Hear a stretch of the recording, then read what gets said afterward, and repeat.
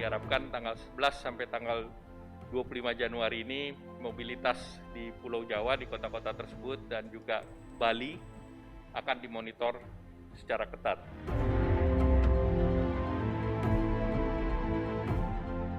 Dalam upaya mengendalikan penyebaran COVID-19, pemerintah Indonesia melakukan pemberlakuan pembatasan kegiatan masyarakat atau PPKM di Pulau Jawa dan Bali. PPKM berlaku sejak 11 hingga 25 Januari 2021 dan melibatkan pihak keamanan dalam pengawasannya. Selain itu, pemerintah pusat mengimbau pemerintah daerah untuk mengintensifkan kembali protokol kesehatan. Pemerintah daerah juga harus memperkuat kemampuan testing, sistem, dan manajemen tracing, serta perbaikan treatment seperti meningkatkan fasilitas kesehatan dan tempat isolasi. Ini adalah sesuai dengan amanat daripada PP 21, di mana mekanismenya sudah jelas, yaitu sudah ada usulan-usulan daerah dan juga kepada Menteri Kesehatan serta edaran dari Menteri Dalam Negeri, sehingga diharapkan tanggal 11 sampai tanggal 25 Januari ini mobilitas di Pulau Jawa, di kota-kota tersebut dan juga di Bali akan dimonitor secara ketat. Sementara itu, untuk memenuhi kebutuhan vaksinasi COVID-19, pemerintah sudah mengamankan 663 juta dosis vaksin. Indonesia telah menandatangani kontrak dengan berbagai produsen vaksin dari sejumlah negara. Kami merencanakan dalam jangka waktu 15 bulan, kami bisa menyelesaikan vaksinasi ke 181 juta rakyat Indonesia. Di ratas tadi, Bapak Presiden memberikan tantangan apakah bisa dipercepat sehingga bisa selesai dalam waktu 12 bulan. Kami akan berusaha keras dan kami butuh dukungan dari seluruh teman-teman untuk melakukan hal ini. Indonesia sudah memulai vaksinasi COVID-19 sejak 13 Januari. Vaksinasi tahap pertama akan fokus ke tenaga kesehatan, kemudian dilanjutkan ke petugas publik dan lansia.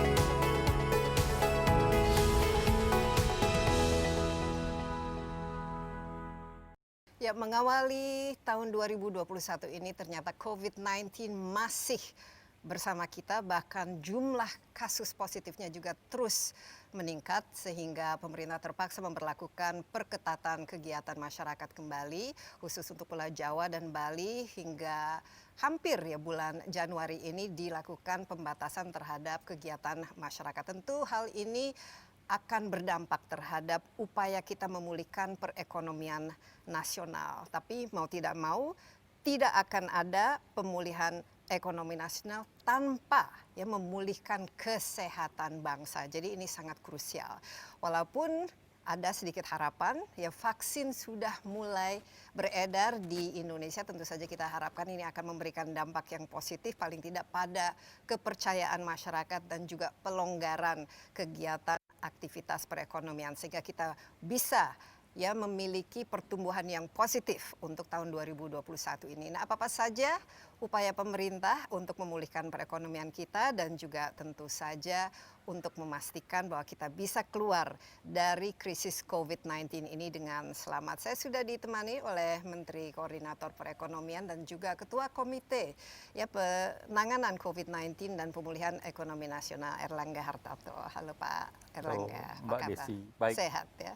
Sehat, ya. Alhamdulillah. Dan kita terus hati-hati dalam melakukan wawancara, kita di luar supaya ada udara segar, kita jaga jarak ya Pak Erlangga dan juga menggunakan perlindungan face shield. Nah, Erlangga, ini awal tahun ya, yang seharusnya kita terakhir ketemu kita dengan penuh harapan, tapi ternyata akhir tahun kemarin jumlah kasus juga terus meningkat di Indonesia, bahkan meningkatnya itu luar biasa. Dan juga proyeksi untuk pertumbuhan tahun lalu, saya lihat juga sekitar minus 2% ya, ini kan agak di bawah proyeksi pemerintah terhadap pertumbuhan tahun 2020.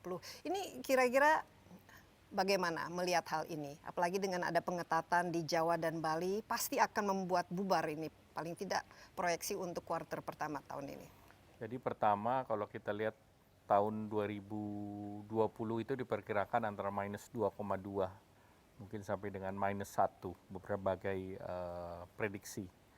Dan itu trennya sudah positif. Tetapi memasuki tahun 2021 ini kita melihat bahwa angka mereka yang terkena COVID itu meningkat. Kemudian bahkan daily rate-nya sudah 10.000, positivity rate-nya juga sudah meningkat. Dan kita melihat bahwa dengan adanya libur panjang Natal dan Tahun Baru ini memang puncaknya ini antara 2 minggu. Jadi di minggu-minggu ini dan minggu depan. Dan sebelum itu antara November dan Desember itu pelonjakannya sudah tinggi sekali. Bahkan hampir 100%.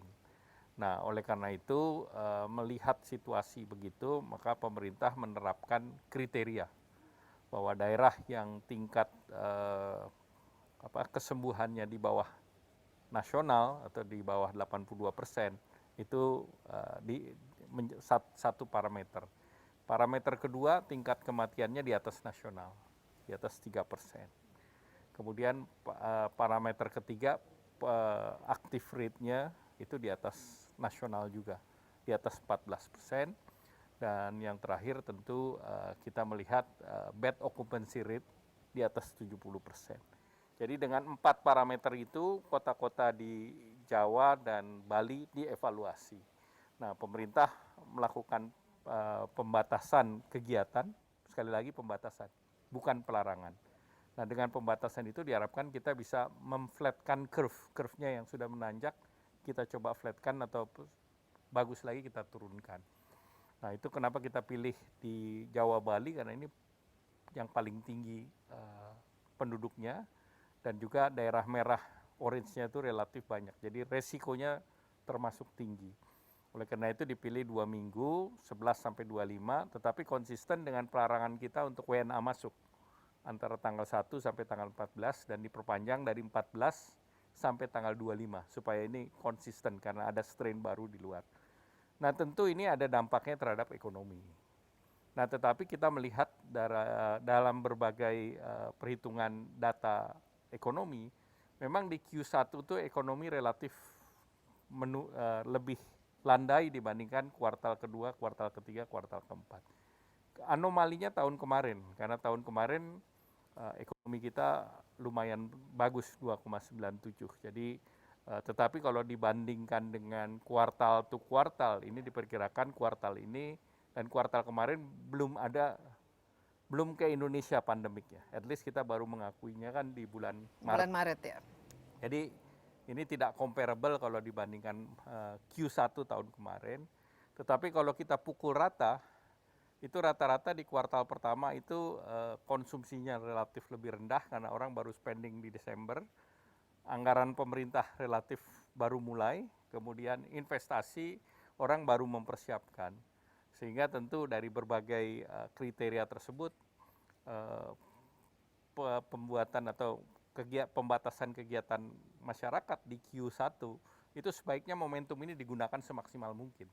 Sehingga kita bisa melakukan flatten, tetapi pertumbuhan ekonomi kan kita hitungnya sepanjang tahun. Sehingga awal ini relatif ya oke lah, jadi safe karena pertumbuhan ekonomi Indonesia kan puncaknya satu pada saat menjelang Lebaran, kedua di akhir tahun. Selama puncak ini kita masih bisa jaga, tetapi curve daripada pandemi ini kita bisa turunkan, nah ini akan menjadi baik. Jadi ini adalah the right thing to do dan we do it earlier than later. Ditambah lagi kita untuk mempersiapkan untuk vaksinasi secara massal. Iya, dan kita lihat juga ya mulai tanggal Januari 13 Presiden sendiri ya sudah mendapatkan vaksinasi. Tapi sebelum ke situ, kalau kita lihat ya secara keseluruhan tahun 2020 ya totalnya minus 2 tadi 0,2% pertumbuhannya. Tapi ini pertama kali kita masuk tahun resesi dibanding tahun 98. Tapi tahun 2021 ini saya lihat berbagai proyeksi itu semua kan positif. Pemerintah pemerintah sendiri punya proyeksi taruhlah 5%. IMF bahkan mengatakan ada 6%, World Bank di bawah 5%. Tapi kalau melihat tren ini saya agak khawatir ya Pak Erlangga, karena bisa saja nanti angka positifnya menembus 1 juta. Sekarang saja case meninggalnya sudah mendekati 25.000. Ini kan bisa di-extend berarti pada akhir Januari ya, karena kita lihat juga masyarakat sudah mulai istilahnya sulit untuk dibatasi atau ini kegiatannya dibatasi. Ini bagaimana senario Jadi itu pertama, sendiri? Sementara vaksinnya kan ya, pasti masih akan cukup jadi lama. kalau memerlukan vaksin waktu. itu kan memakan waktu, arahan Bapak Presiden 1 tahun untuk vaksinasi 182 juta penduduk. Dan ini memang exercise yang besar, dan kita target kuartal pertama kan masih terbatas. Nah, oleh karena itu kami melihat bahwa apakah ini diperpanjang atau tidak tergantung pada 72 daerah tersebut. Jadi pengelolaannya secara mikro. Bahkan Bapak Presiden minta lebih mikro lagi. Jadi tentu kabupaten kota sekarang levelnya. Dengan kabupaten kota itu kita lihat, karena faktor keberhasilannya satu untuk testing, tracing, dan treatment, itu di sektor kesehatan. Di sektor masyarakat, tentu kedisiplinan masyarakat, memakai masker, menjaga jarak, menjauhi kerumunan, dan mencuci tangan. Kemudian di samping itu tentu ada masalah vaksinasi, tapi ini tentunya harus berjalan secara paralel. Dan operasi justisi itu menjadi penting karena masyarakat berdasarkan data di bulan Desember itu sudah kurang berdisiplin. Sehingga dengan demikian tingkatnya pandemi itu naik. Nah, apakah dilanjutkan atau tidak, di masing-masing daerah ini kita lihat curve-nya flatten atau menaik. Kalau naik tentu ini diperpanjang. Tapi kalau dia turun, ini bisa mulai ditransisikan kembali. Sehingga ini semuanya tergantung kepada para stakeholder. Tergantung kepada kita semua. Yeah, our behavior ya. Iya, tergantung behavior. Karena di mana-mana itu tergantung behavior. Karena tren dunia, mungkin Pak Erlangga sudah melihat ya grafisnya. Tren dunia itu Indonesia itu sekarang rate infeksinya itu paling tinggi di dunia. Dan ini kan cukup mengkhawatirkan. Consumer market confidence-nya Indonesia salah satu yang tinggi.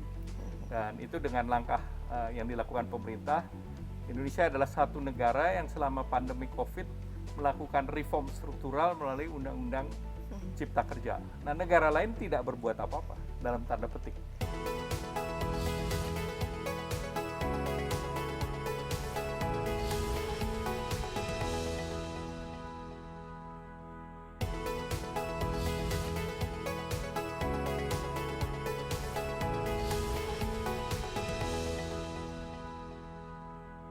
Tadi target pertumbuhan 5%, sementara tadi disebutkan untuk melakukan vaksinasi tentu tidak bisa serentak, dampaknya juga mungkin lebih dari 1 tahun. Basis dari 5% itu, apalagi di Indonesia, consumer confidence kita lagi turun, ya, middle class spending juga turun, kemudian jumlah angka unemployment, ya, pengangguran meningkat, bisa saja lebih dari 3 juta tahun ini, dan juga angka poverty atau kemiskinan itu bertambah, ya. Nah, ini dari mana saja kira-kira pertumbuhan yang diharapkan untuk tahun ini? Jadi pertama kita harus memperbaiki 3 sektor itu. Jadi yang satu terkait dengan sektor konsumsi. Nah, untuk sektor konsumsi kan mesti ada confidence daripada masyarakat. Nah, sebetulnya kalau kita lihat di bulan Desember itu confidence itu sudah mulai naik. Jadi terlalu confident, makanya angka COVID-nya consumer juga confident naik, kemudian terkait dengan sektor otomotif naik, kemudian juga pembelanjaan masyarakat naik. Nah, tentu yang penting juga kita melihat belum kembali pulih karena dana pihak ketiga yang masuk ke bank masih meningkat.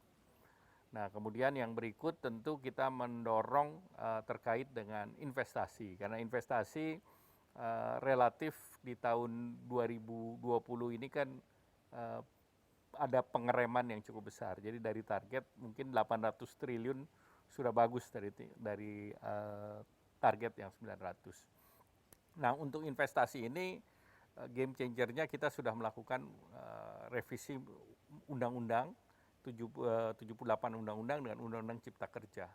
Sehingga diharapkan nanti per awal bulan Februari itu seluruh PP-nya diselesaikan. Dan ada yang dipercepat duluan adalah Sovereign Wealth Fund. Sovereign Wealth Fund ini adalah tools untuk investasi dan sifatnya equity. Sebelum ini kan kita hanya mengandalkan Bonds, forex, ya. direct investor, dan utang. Tetapi tidak punya equity. Nah sekarang kita punya equity. Equity-nya ini rata-rata diambil dari mana? Equity-nya kita ambil dari negara invest untuk 75 triliun. Dan nanti dari Amerika mereka komitmen 2 billion dan dari Timur Tengah janji 4 billion. Tetapi kita buat ada 2 fund, satu master fund, yang kedua thematic fund. Nah di thematic fund juga ada beberapa. Nah saat sekarang PP-nya sudah beres, tinggal satu mengenai kepengurusan sedang disusun, sudah dilaporkan ke DPR untuk Dewan Pengawas, tinggal dibentuk Dewan Direksi dan terkait dengan perpajakan. Nah kalau ini sudah ada, maka kita sudah bisa punya third vehicle untuk investasi, dan ini bisa mendorong recycle aset daripada BUMN-BUMN. Sekarang ini asetnya tidak kerja keras, jadi asetnya diam. Masih ya, Nah, pasif. kalau ini nanti diharapkan asetnya bekerja sehingga tentu mendorong di capital market, dan berbeda dengan tahun 98, ini recovery dari segi market lebih cepat. Jadi per Januari ini indeks sudah 6.400. Kemudian rupiah sudah direfer 14.000. Nah ini yang berbeda dengan krisis di 98 maupun 2008. Jadi consumer market confidence-nya Indonesia salah satu yang tinggi. Dan itu dengan langkah yang dilakukan pemerintah, Indonesia adalah satu negara yang selama pandemi COVID melakukan reform struktural melalui Undang-Undang Cipta Kerja. Nah negara lain tidak berbuat apa-apa dalam tanda petik. Sehingga ini sangat diapresiasi. Nah tentu kita juga berharap bahwa nanti juga ada dari stimulan daripada APBN yang juga akan men-trigger pertumbuhan ekonomi, dan kita tidak perlu khawatir karena kuartal pertama berbagai negara dan Indonesia biasanya agak pertumbuhannya relatif rendah, tetapi kita bisa kejar di 3 kuartal berikut. Iya, nah sovereign wealth fund ini tadi sebut $2 billion ya, 2 billion dari Amerika Serikat, 4 dari UAE. 4 dari UAE dan 750 triliun dari kita sendiri. Kita sendiri. Ya, nah ini on paper yang dari asing atau betul-betul sudah komit? Ini masih komit karena tentu kelembagaannya sedang dibentuk, pengurusnya sedang disiapkan, jadi begitu pengurus siap, nanti ini kita harapkan good fund-nya bisa. Iya, karena saya lihat Amerika Serikat juga kan perekonomiannya kan masih Dan kedua, kesulitan. Amerika Serikat ada pergantian pemerintah. Ya, mudah-mudahan lebih friendly Jadi ya tentu untuk kita berharap investasi. pemerintahnya lebih friendly lagi. Jadi kita nanti akan punya istilahnya income yang lebih, tapi sebenarnya kan bukan fund-nya itu, tapi penggunaannya Pak Erlangga. Tahun 2020 ada 695 triliun yang khusus untuk anggaran pemulihan ekonomi nasional karena COVID-19 ini. Saya lihat penyerapannya jauh dari 100%. Dan khusus untuk bagian kesehatan yang sekitar 96 triliun itu katanya masih banyak yang tersisa. Gitu. Jadi memang, ini kenapa ini? Jadi memang ada sisa 234 triliun dari anggaran Itu kan besar tahun sekali kemarin. itu, Dan ini sayang itu. anggarannya besar. Memang karena perubahan-perubahan, realokasi, refocusing, tidak semua kementerian bisa menyesuaikan program. Apalagi waktunya mepet karena program PEN itu kan baru pertengahan tahun. Sehingga tentu ini sebagian diluncurkan ke tahun depan. Jadi kalau khusus untuk vaksin itu luncuran anggarannya ada 47 triliun. Kebutuhannya kan 73 triliun. Sehingga dengan 47 plus yang sudah dianggarkan 18, itu deltanya tinggal sedikit dan ini bisa dikelola.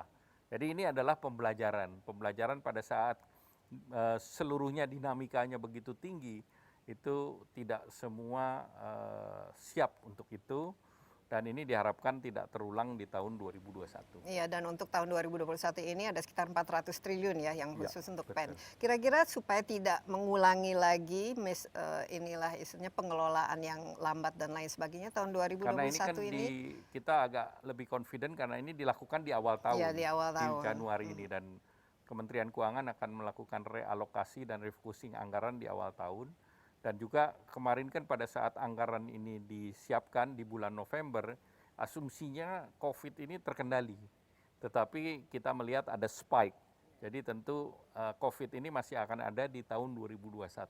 Sehingga tentu asumsinya harus di-adjust kembali di tahun 2021 ini. Jadi perbaikannya apa? Khususnya kalau kita melihat tadi kan yang orang kehilangan pekerjaan, ada yang jatuh miskin, ada yang perusahaan yang perlu dibantu dan lain sebagainya, UMKM yang memang harus jadi fokus. Apa kira-kira Jadi yang ininya? pertama kalau kita lihat dari segi UMKM itu relatif kemarin dananya lebih berhasil, hampir 100% lebih serapannya khusus UMKM. Yang tidak terserap adalah di sektor korporasi. Korporasi itu terkait dengan fasilitas perpajakan. Karena demand dunia drop, terjadi demand shock, maka tentu fasilitas yang diberikan untuk perpajakan tidak dipakai gitu. Nah, tentu ini yang diminta lagi oleh industri untuk diteruskan. Kemudian untuk restructuring POJK 11 itu dilanjutkan juga. Jadi tidak sampai Maret 2021 tapi sampai Maret 2022. Kemudian sektor korporasi yang kemarin restructuring 15% mungkin akan lebih tinggi di tahun 2021. Nah, ini yang terus dilanjutkan dan program seperti KUR itu kita lanjutkan, bahkan angkanya dinaikkan. Kemarin KUR yang 190 triliun itu relatif tercapai jumlahnya, karena ini kan sektornya betul-betul di UMKM. Jadi yang kita dorong ada sektor produktif. Dan ke depan 6 bulan pertama kita memberikan subsidi 3% untuk KUR. Jadi bunganya mereka hanya bayar 3%, kemudian restructuringnya dilanjutkan, kemudian yang di bawah 10 juta atau super mikro juga berlaku sama 3%. Kemudian untuk kredit di atas 500 juta sampai 10 miliar yang biasanya bayar 3%, nah ini juga kita akan dorong menjadi 1,5%. Jadi kita tetap menangani yang 60 juta UMKM yang memperkerjakan 70 juta di sektor informal menjadi perhatian pemerintah. Perlindungan sosial jalan terus. BLT, BNT itu jalan dengan format cash ya. Jadi itu sampai kapan? Sampai akhir tahun? Ini yang 300.000 per bulan? Kalau itu kan kita yang PKH jalan terus sampai tahun. Kemudian yang kita dorong juga prakerja itu tetap berjalan, di mana 10 triliun kita lanjutkan sampai bulan Juni. Nanti kita evaluasi sesudah bulan Juni. Nah, kita juga siapkan tambahan 10 triliun. Apakah kembali ke semi bansos yang 4 kali 600.000 plus pelatihan, atau nanti sesudah bulan Juni kita buat menjadi program semula. Jadi semua kita akan evaluasi di pertengahan semester ini. Iya, jadi sekarang masih istilahnya gas sama ngerem ini masih jalan. Ya, It's a moving target ya kita masih. Menghadapi moving target karena virusnya sendiri dynamic. Kemudian nanti ada dynamic program untuk vaksinasi. Kemudian juga kita melihat konversi daripada kapasitas rumah sakit. Kan sekarang rata-rata di bawah 20% yang dialokasikan untuk COVID. Nah, Menteri Kesehatan mendorong supaya 30%. Baik itu rumah sakit pemerintah, rumah sakit BUMN maupun swasta. Nah, ini kan harus dikawal juga. Meningkatkan consumer confidence, karena consumer confidence ini kita kan merupakan driver ya dari pertumbuhan kita. Apalagi yang perlu dilakukan khusus untuk kelas menengah yang biasanya mereka spendingnya itu lebih ya. Memang sekarang pergeseran spending, kalau sebelumnya lifestyle spending, sekarang kepada grocery, basic needs ya, essentials. Kemudian kesehatan, jadi terjadi shifting. Nah, tentu untuk kembali ke sebelumnya itu membutuhkan waktu. Ya, kita harus bersabar, apalagi yang berkaitan dengan pariwisata dan lain sebagainya. Kita memang perlu vaksin ini dan semua orang kalau bisa memang divaksin, tapi kita juga harus memastikan vaksin ini juga bukan saja efektif dan aman. Sekarang kan bisa saja ditiru, palsu dan lain sebagainya. Ini ke depan bagaimana? Apalagi kalau swasta sudah masuk ke dalam ranah vaksin.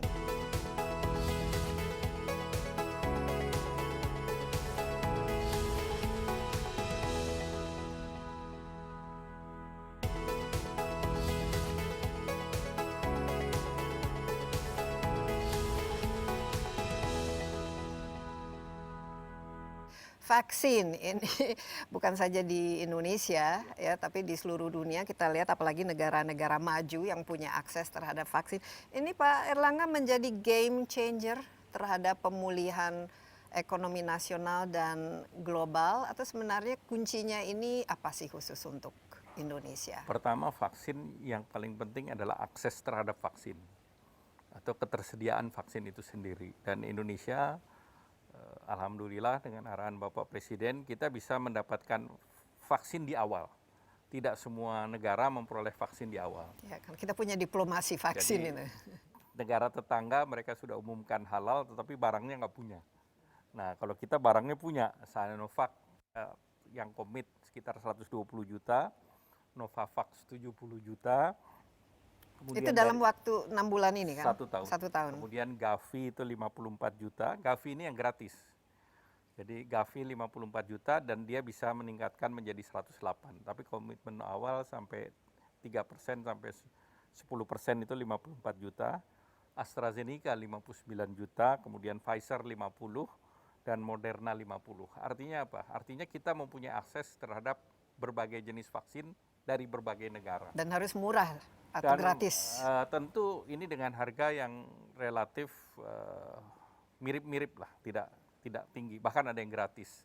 Nah itu karena kita komitmen untuk memperolehnya di awal. Nah oleh karena itu kita menyiapkan 426 juta dos vaksin. 426 itu kita ini kan untuk 2 kali. Untuk 2 kali dari 182 juta penduduk, hitungannya adalah efikasinya 60% rata-rata. Padahal efikasi satu dengan yang lain kan berbeda. Tetapi kita melihat satu negara dengan negara lain berbeda juga. Karena tergantung pada clinical trial, jumlah yang di clinical trial berapa. Semacam statistik semakin banyak, tentu margin of error-nya semakin kecil. Nah ini yang kita lakukan oleh pemerintah dan dengan demikian minimal kita sudah siapkan untuk 182 juta penduduk dan di atas itu kita mengembangkan vaksin sendiri. Ya, vaksin merah sendiri putih, ini ya. Kita harapkan di anggaran 2022 udah mulai bekerja.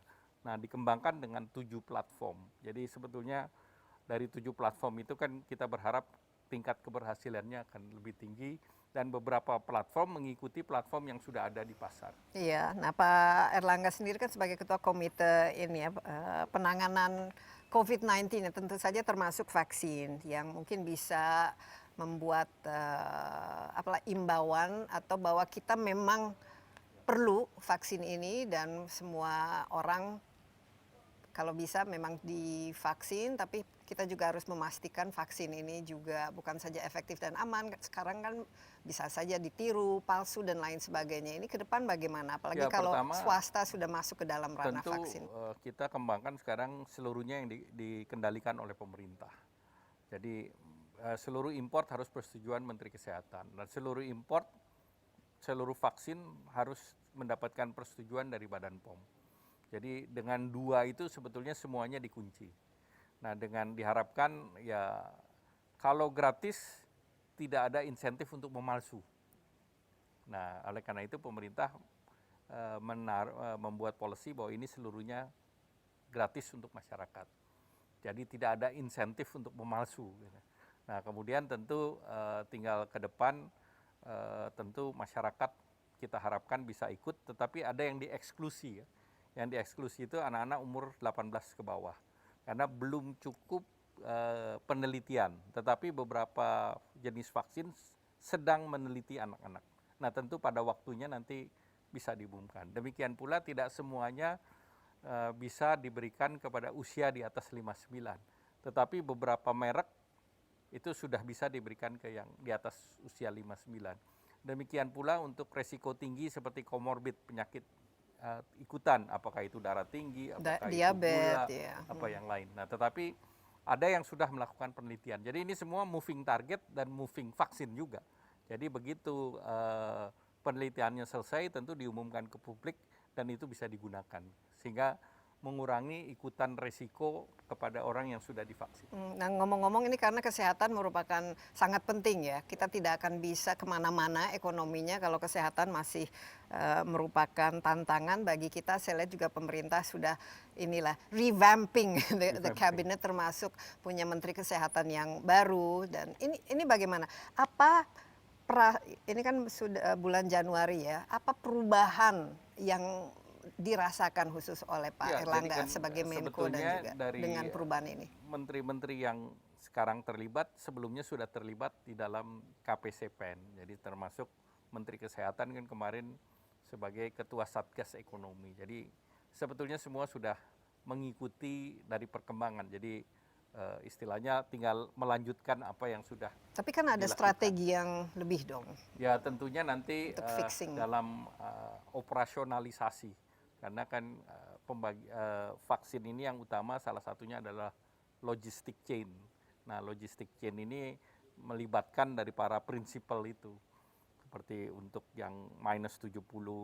Nah, tetapi pemerintah memutuskan bahwa yang logistik itu ditangani oleh vendor tersebut. Sehingga kita terima jadi di masing-masing titik. Hitungannya titik serah vaksin. Iya, tapi harganya juga pasti berubah dong. Ya tentu dengan harga-harga yang berubah ini kita sudah perhitungkan dalam perhitungan yang 73 triliun itu. Iya, dan ini supaya dipastikan dan anggaran untuk kesehatannya 100% terserap, ini apa-apa saja yang berubah dari tahun lalu, Pak Erlangga? Ya tentunya pengadaan vaksin kan tahun kemarin belum. Nah sekarang pengadaan vaksinnya ada, kemarin masih down payment, jadi yang dialokasikan full belum, sehingga tentu digeser ke tahun ini. Yang berikut yang kita perlu siapkan adalah fasilitas kesehatan itu sendiri. Kemudian tenaga kesehatan, di mana yang didorong adalah menambah tenaga kesehatan, dan sebelumnya kan di Kementerian Kesehatan ada masalah sertifikasi perawat. Nah ini kita melihat ada potensi 10.000 perawat yang bisa dipercepat. Nah ini dilakukan. Karena daripada kita sangat butuh daripada perawat untuk langsung. Karena cukup kemudian banyak yang berikut ya, dokter intern. Dokter intern juga kita dorong supaya segera masuk. Sehingga dengan demikian resources yang ada dioptimalkan. Sama beds-nya juga, ini apalagi kan di daerah yang kurang mungkin fasilitasnya. Ya tentu kita kan tidak semua daerah merah. Jadi ada daerah merah, orange, hijau, dan kuning dan hijau. Jadi tentu ini kita realokasi daripada resources. Nah selama ini koordinasi ini kan ada dengan Satgas Covid, tapi juga dengan ada Pemda. Ya ini bagaimana Pak Erlangga? Karena yang lebih bagus COVID ini? Itu kan kita sampai ke daerah. Jadi Satgas penanganan COVID dipimpin oleh Ketua Satgas. Nah terus Ketua Satgas di daerah adalah Gubernur Wali Kota. Sehingga tentu ini dengan kemarin kita melakukan di Jawa Bali dengan instruksi Mendagri. Nah ini sudah harmonis antara pusat dan daerah-daerah. Dan kita sudah menggunakan data dan parameter yang sama. Sehingga dengan data dan parameter yang sama ini memudahkan. Karena daerah memutuskan 72 daerah. Nah itu daerah yang memutuskan dengan data-data yang sama. Nah tentu dengan adanya parameter yang sama ini dan transparan ini memudahkan kita semua untuk bekerja. Jadi semua data yang berkaitan dengan COVID dan kebutuhan ini sekarang sudah sinkron kan, ya tidak ada masalah, karena ini merupakan yang simpang siur itu. Salah satu yang merupakan pelajaran dari tahun lalu ya Pak Erlangga. Ini kita kan sudah melihat juga ada sektor-sektor pada masa COVID ini yang memang diuntungkan, tapi banyak juga yang dirugikan. Nah ini bagaimana kita nanti kalau keluar dari krisis ini Pak Erlangga, supaya kita tidak deindustrialisasi lagi, terlena dengan harga komoditas. Nah, sebetulnya komoditas kita ekspornya itu 80% adalah manufaktur. Sudah 80% kan ya sekarang? Manufaktur. Jadi ekspor otomotif kita terutama ke Filipina dan Vietnam, walaupun konsekuensinya kalau ekspor manufaktur kita naik, negara lain mengeluarkan safeguard.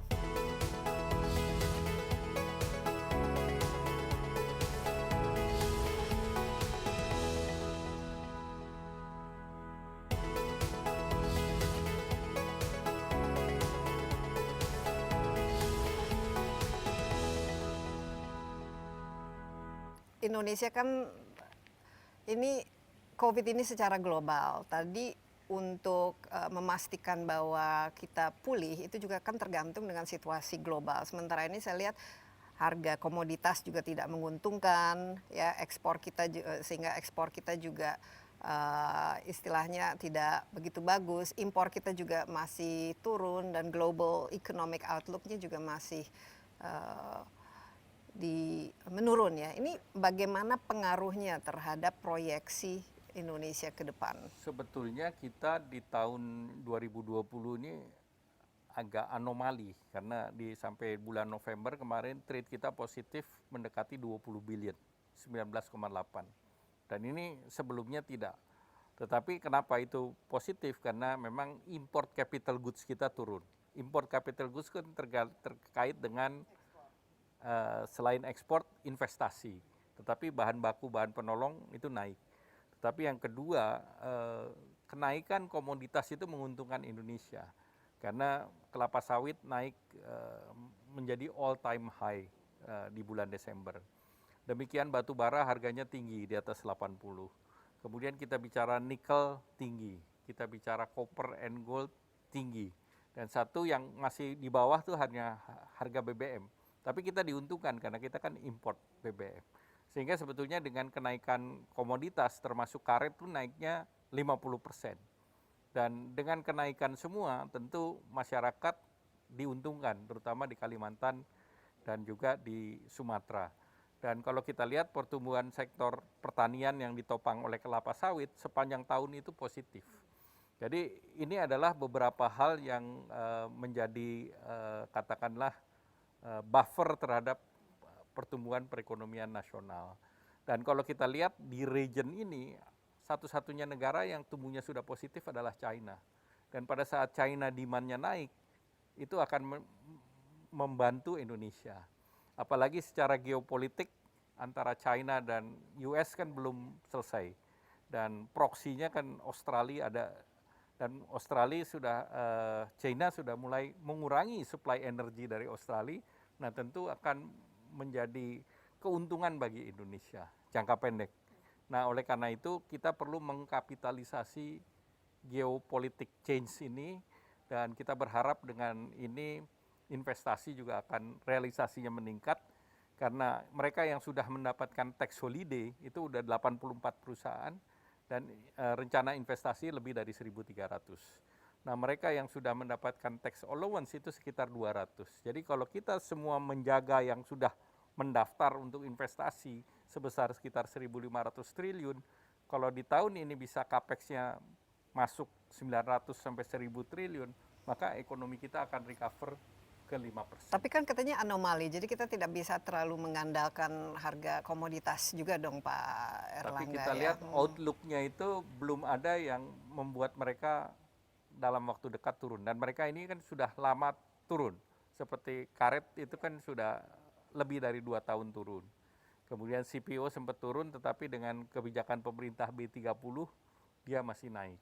Sedangkan copper and gold di dalam setiap crisis itu safe haven-nya itu di copper and gold sehingga itu naik. Dan nikel, kebetulan Indonesia menjadi the largest nickel producer sehingga tentu ini dan apalagi ada kebutuhan terhadap renewable energy untuk baterai dan juga untuk electric vehicle. Jadi itu komoditas-komoditas yang diminati di dunia. Iya, tapi kan ada keinginan untuk membuat yang memiliki added value. Nah, ini kita kan sudah melihat juga ada sektor-sektor pada masa Covid ini yang memang diuntungkan, tapi banyak juga yang dirugikan. Nah, ini bagaimana kita nanti kalau keluar dari krisis ini Pak Erlangga, supaya kita tidak deindustrialisasi lagi, terlena dengan harga komoditas. Nah, sebetulnya komoditas kita ekspornya itu 80% adalah manufaktur. Sudah 80% kan ya sekarang. Manufaktur. Jadi ekspor otomotif kita terutama ke Filipina dan Vietnam, walaupun konsekuensinya kalau ekspor manufaktur kita naik, negara lain mengeluarkan safeguard.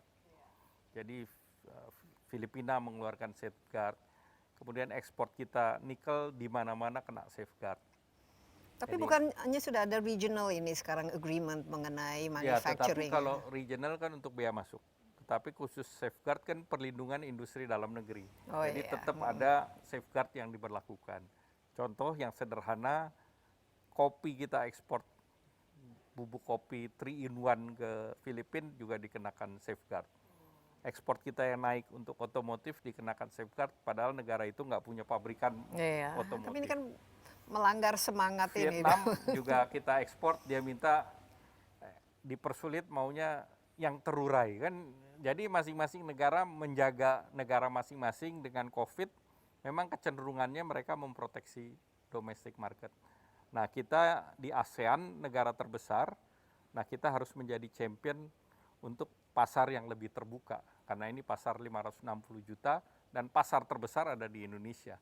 Jadi tentu kita punya C yang besar terhadap negara-negara. Apalagi CPO kita kan sekarang Plus dianggap CPO kita, istilahnya tidak welcome lah di kita di Uni Eropa Eropa. sudah mulai bicara dan berdiplomasi bahwa kita tidak bicara CPO lagi, tapi kita bicara vegetable oil. Karena supaya fair bahwa vegetable oil itu bukan cuma CPO, tapi ada sunflower, ada dari kedelai, dan ada yang lain. Sehingga tentu ininya sama dulu baru kita bahas. Jadi harus memang inilah komunikasinya, diplomasinya harus jalan. Nah itu dari kalau kita lihat ke depan, ini kan sering disebut harus resetting ya terhadap profil industri dan ekonomi kita. Tanpa ada COVID-19 ini kan sebenarnya kita sudah harus mengarah ke situ. Tadi 80% dari manufacturing itu kira-kira yang mana-mana yang bisa jadi champion. Misalnya digital, telekomunikasi yang semua berkaitan dengan internet dan inovasi ini saya lihat kan akan bisa menjadi champion ya di masa-masa ke depan. Jadi kalau kita bicara digitalisasi ini diakselerasi dengan adanya pandemi COVID, dan Indonesia punya market kan sekarang sekitar 4 billion US dollar. Dan di tahun 2025 ini akan naik menjadi 130 billion. Sedangkan market di ASEAN bisa 150 billion. Nah ini akan menjadi market yang luar biasa bagi akselerasi daripada digital. Nah tentu ini juga didorong dengan revolusi industri 4.0 dan juga nanti dengan smart home, smart transportation dan yang lain. Nah yang sektor berikut tentu yang menjadi andalan adalah yang dimanufaktur adalah terkait dengan elektronik, otomotif, kemudian tekstil, clothing, footwear, kemudian chemical dan pharmaceutical. Pharmaceutical ini juga dengan adanya COVID ini naiknya sangat tinggi. Prospektif ya. Dan yang juga menarik adalah sektor perhiasan, jewelry. Jadi jewelry ini juga kenaikannya menarik ya, jewelry ya. Ya, karena Indonesia punya handcraft yang bagus, dan yang menarik jewelry bukan multinational corporation. Dan klaster kita ada di Jawa Timur. Ya. Jadi ini sudah berkembang klasternya di sana, dan dengan pandemi COVID, rupanya negara lain juga daripada nabung di bank, beli jewelry untuk sebagai tabungan. Karena ini proksi dari emas. Karena kalau proksi emas kan di dalam krisis harga emas tidak turun. Pak Erlangga, mungkin yang terakhir kunci ya supaya kita tetap on the right track sehingga walaupun ada nanti second wave dan lain sebagainya, Indonesia itu tetap akan keluar dengan mulus dan dengan perekonomian dan resilience yang semakin baik di depan.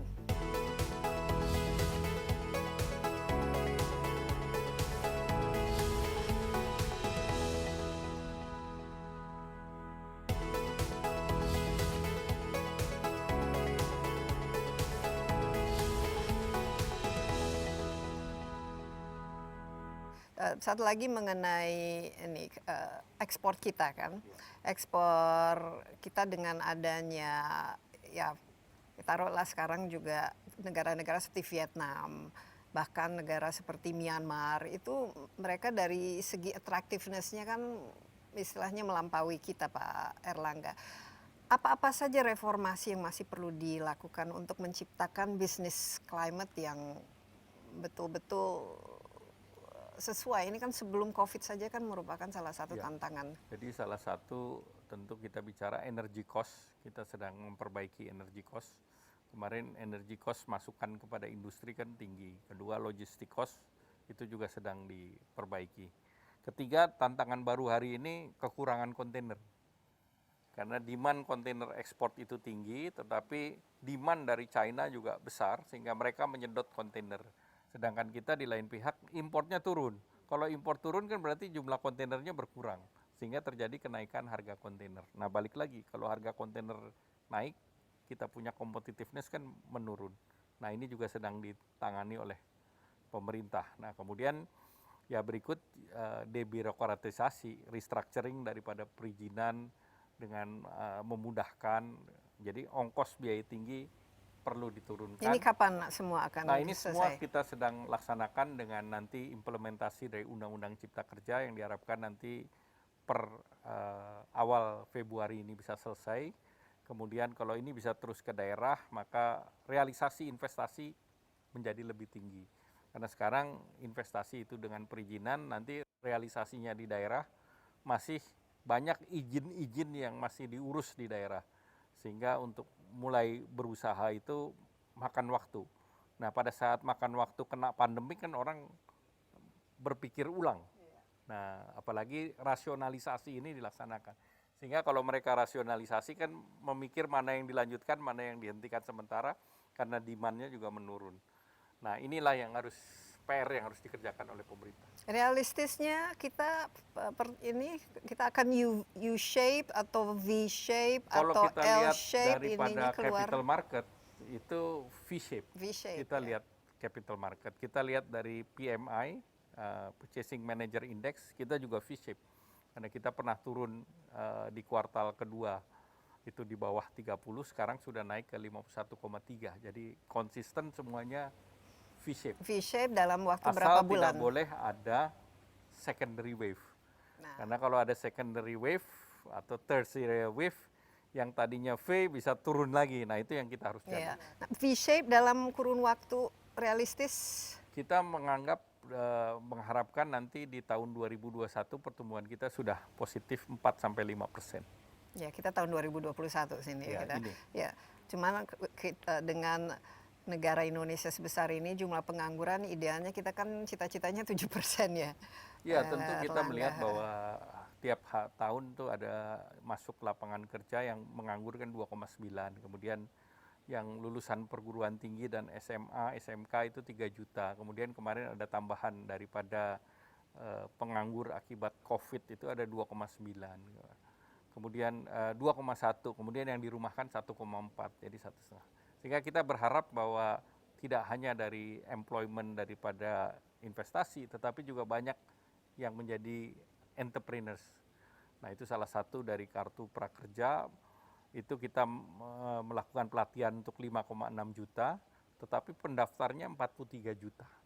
Sehingga tentu yang membutuhkan pelatihan dan untuk berubah profesi itu minimal ada 43 juta. Nah ini tantangan kita ke depan. Iya, tantangan yang ada juga ini, defisit kita kan sekarang 5,7% ya kan Ya, dialokasikan. defisit, Ini tahun ini lebih kurang kan dari Ya. 5 tahun. Tapi kan kita Tahun idealnya ini 5,7, kemarin kan 6, sekian. Cuman kan kita mau tidak mau nanti harus kembali ke 3%. Kira-kira kapan ini? Nah ini kita tidak boleh ngerem mendadak. Karena situasi kan sedang landai. Nah, tetapi tingkat suku bunga kan sedang rendah-rendahnya. Jadi ini kesempatan untuk reprofiling dan mencari bunga murah untuk mereadjust perekonomian. Nah, kalau berdasarkan undang-undang kita akan siapkan itu di tahun 2023. 2023 ya. Jadi Pak Erlangga nggak worried ya kalau kita defisitnya Saya ini sesuatu yang tidak, karena ini untuk kebutuhan perlindungan sosial. Banyak program perlinsos yang membutuhkan ini. Dan juga dengan tingkat suku bunga yang sudah rendah, ini adalah kesempatan bagi usaha untuk juga reprofiling dan untuk ke depan. dan BI saya lihat dengan stimulusnya kira-kira sampai kapan ini mau Ya tentu kita dilihat? melihat karena di sini masih ada, tentu kita berharap bahwa sharing burden antara Menteri Keuangan dan BI terus berjalan karena ini kan sifatnya domestik, utang dalam negeri. Utang dalam negeri ya rupiah-rupiah, apalagi kalau yang berbunga nol itu tidak memberatkan APBN.